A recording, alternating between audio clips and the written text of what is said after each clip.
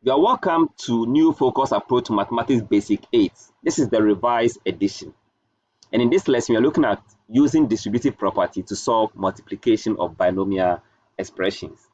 Now, when we talk of binomial expressions, from our previous lessons, that is in Basic 7, we saw that any expression that is being separated by either plus or minus is called binomial expression.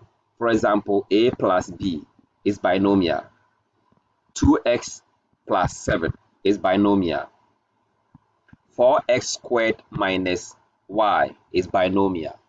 So when we have this expression being multiplied by another one, let's say 3x minus 2, then we are doing multiplication of binomial against binomial expression, or multiplication of two binomials. That's what we want to do. So we'll take a few examples and see.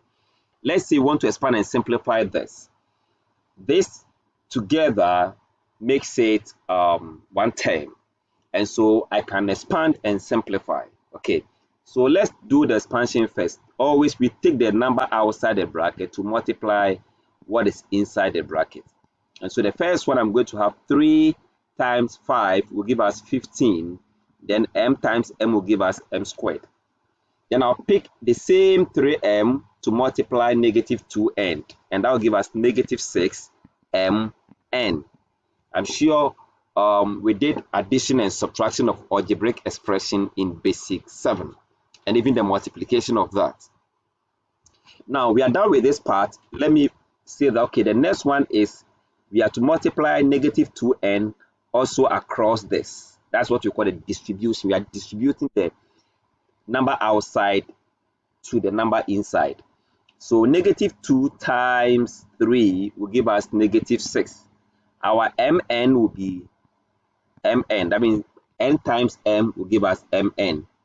Then again, we pick the same negative 2n to multiply 7n, and that will give us negative 14n squared.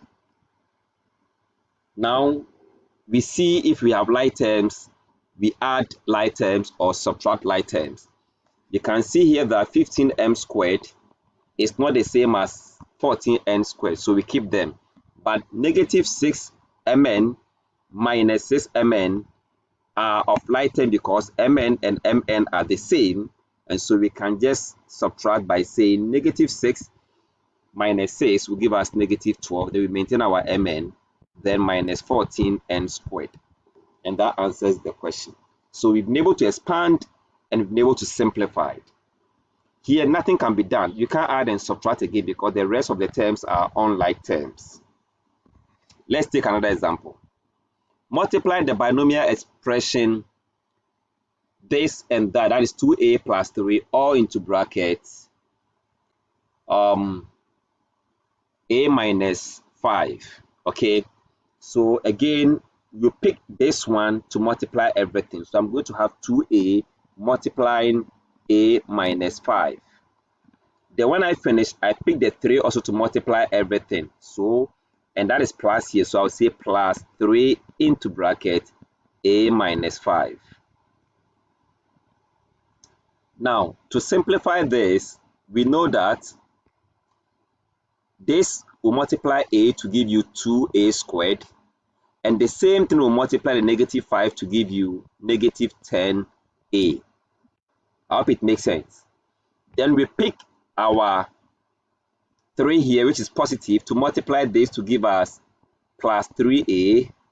And the same 3 to multiply negative 5 to give us minus 15. Again, we check if we have like terms.